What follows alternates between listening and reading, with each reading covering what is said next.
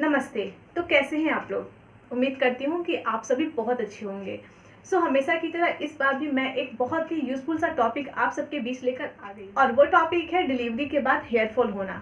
Yes, तो ये एक ऐसा टॉपिक है जिसे सभी महिलाओं को फेस करना ही पड़ता है।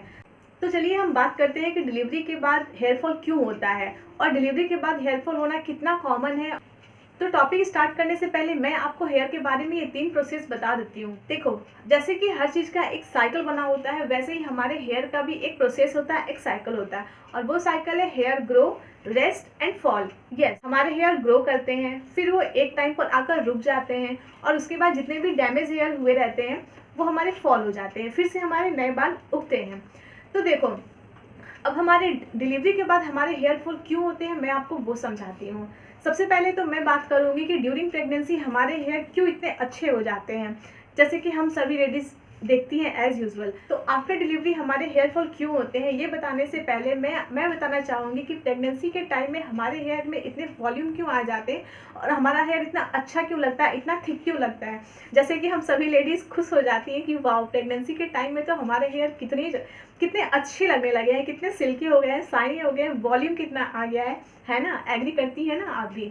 तो यस, ये सबके साथ होता है। तो चलिए मैं आपको बताती हूँ कि ऐसा क्यों होता है। एक्चुअली प्रेगनेंसी में होता क्या है कि हमारे बॉडी में बहुत सारे हार्मोनल चेंजेस होते हैं और उन्हीं हार्मोन में से एक होता है estrogen. Yes, estrogen hormone pregnancy के दौरान हमारे बॉडी में एकदम से हाई लेवल पे चले जाते हैं और उसका ही परिणाम है कि हमारा हेयर फॉल होना बंद हो जाता है, बिकॉज हमारा हेयर ग्रो करता है और रेस्ट पॉइंट पर आकर बिल्कुल ही रेस्ट करने लगता है, बिल्कुल ही स्टॉप हो जाता है और वो फॉलिंग वाले प्रोसेस की ओर नहीं बढ़ पाता है, जिससे कि हमारा हेयर बिल्कुल भी झड़ता नहीं है और वहीं पर रुक जाता है। तो प्रेगनेंसी के दौरान एस्ट्रोजन हार्मोन की वजह से हमारा हेयर झड़ना बंद हो जाता है।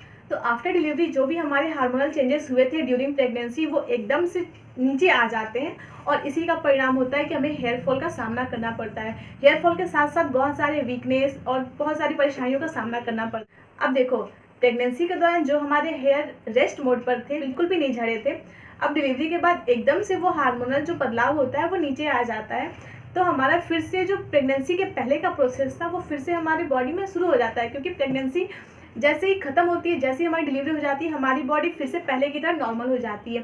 तो जो पहले की तरह प्रोसेस होता है वो शुरू हो जाता है। यस, तो हमारा बाल जो प्रेगनेंसी के दौरान रुका हुआ था, जो नहीं झड़ रहा था, वही बाल गिरने शुरू होता है डिलीवरी के बाद।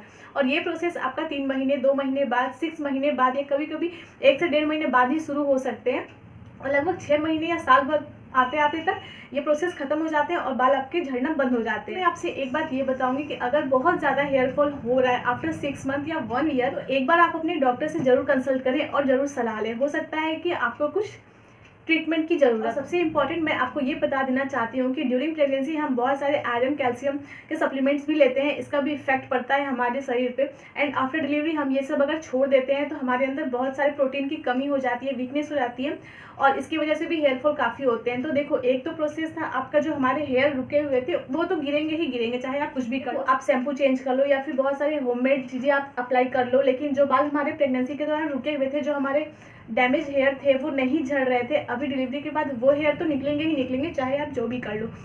बट हाँ, आप अपने सप्लीमेंट्स भी जारी रखो। मोस्टली डॉक्टर्स 2 या 3 महीने तक वो सप्लीमेंट्स देते हैं जो हमारे प्रेगनेंसी के टाइम में चल रहा होता है, स्पेशली आयरन और कैल्शियम का। तो अगर आपके डॉक्टर ने आपको प्रिस्क्राइब नहीं किया है तो आप अपने डॉक्टर से मिलें और पूछ सकते हैं। और अगर आपको एक्सेस हेयर फॉल हो तो आप प्लीज़ डॉक्टर से कंसल्ट करें। आप प्रोटीन अपना कंटिन्यू करें, प्रोटीन की मात्रा ज़्यादा लें, वैसे फूड लें जिसमें कि प्रोटीन हो, बिकॉज ऑफ वीकनेस भी हमारा हेयर फॉल होता है। एंड जो सबसे मेन रीज़न है मैं आपको बता देना चाहती हूँ कि वो है स्ट्रेस। जब हमारे डिलीवरी के बाद जब हमारा हेयर फॉल होने लगता है, हेयर टूटने लगता है, तो हम लेडीज़ एज यूजुअली सभी लेडीज़ ऐसी होती हैं कि हम अपने हेयर से बहुत ज़्यादा प्यार करते हैं। यस, तो जब हमारा हेयर बहुत ज़्यादा फॉल होने लगता है तो हम स्ट्रेस लेने लगते हैं कि कहीं मैं गंजी तो नहीं हो जाऊंगी। लेकिन हाँ, मैं आपको बता देना चाहती हूँ कि ऐसा कुछ भी नहीं है, आप गंजी नहीं होंगी, क्योंकि प्रेगनेंसी के दौरान रुका हुआ बाल ही आपका झड़ रहा है, कोई अलग से बाल आपका नहीं टूट रहा है। तो आपको स्ट्रेस लेने की ज़रूरत नहीं है, क्योंकि देखो, प्रेगनेंसी के दौरान वैसे ही हमारी लाइफ में बहुत सारे स्ट्रेस आते हैं, बहुत सारे बदलाव हो जाते हैं, बच्चों को संभालना, रात रात भर जगना और भी बहुत सारी ऐसी प्रॉब्लम होती है जो हम लेडीज़ को फेस करने पड़ते हैं। वैसे में अगर आप अपने बाल को लेके एक अलग से स्ट्रेस लेंगी तो आपके बाल और भी ज़्यादा झड़ेंगे। तो आप ऐसे स्ट्रेस बिल्कुल भी ना लें और अपने बच्चे की केयर पे फोकस करें, क्योंकि बाल आपके फिर से पहले की तरह सही हो जाएंगे। इसके लिए आपको चिंतित होने की कोई भी ज़रूरत नहीं। और हाँ, साथ ही साथ मैं आपको एक और टिप्स बताने वाली हूँ जो कि बहुत इंपॉर्टेंट है, और वो है ऑयलिंग का टिप्स। एक्चुअली हम लोग ऑयलिंग तो करते हैं हेयर में, लेकिन हमें तरीका सही पता नहीं होता। तो जब भी आप बाल में तेल लगाओ तो आप तेल को गुनगुना करके लगाओ, क्योंकि गुनगुने तेल से जो हमारे पोर्स होते हैं वो ओपन हो जाते हैं और ब्लड सर्कुलेशन काफ़ी अच्छा हो जाता है, जिससे कि हमारे न्यू हेयर ग्रोथ करते हैं। तो मेक श्योर कि आप हेयर में गुनगुना तेल ही अप्लाई करें। और सबसे इंपॉर्टेंट बात कि आप कभी भी गर्म पानी से हेयर को वॉश ना करें, बिकॉज गर्म पानी से हमारे हेयर काफ़ी ज़्यादा टूटते हैं। तो आपको थोड़ी सी सावधानी भी बरतनी होगी। जब हमारा एक तरफ हेयर काफ़ी ज़्यादा फॉल हो रहा है आफ्टर डिलीवरी और उसमें हम अगर कुछ लापरवाही कर दें तो सीरियसली बाल तो हमारे बहुत ज़्यादा ही टूटेंगे। तो आपको गर्म पानी से बिल्कुल भी बाल को वॉश नहीं करना है। हाँ, अगर बहुत ज़्यादा विंटर है तो, क्योंकि अगर हमें ठंड लगेगी तो डिलीवरी के बाद बच्चे को भी ठंड लग सकती है, तो आप गुनगुने से, बिल्कुल गुनगुने ल्यूकवार्म वाटर से आप हेयर वॉश कर सकते हो। तो ये रहा हमारा नेक्स्ट टिप।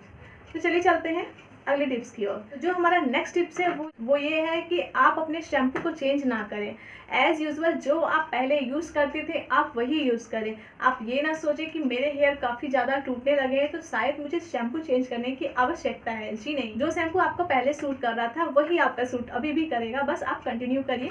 आपका जैसे ही जो रेस्टिंग हेयर था वो सारे गिर जाएंगे, आपका हेयर कंट्रोल हो जाएगा। तो ज़्यादा वरीड करने की आपको ज़रूरत ही नहीं है। एंजॉय कीजिए अपने मदरहुड को। सो ये छोटा सा टिप्स था मेरा आज का। कैसा लगा? उम्मीद करती हूँ कि आपको बहुत अच्छा लगा। अगर अच्छा लगा होगा तो एक लाइक तो बनता है। Thank you so much.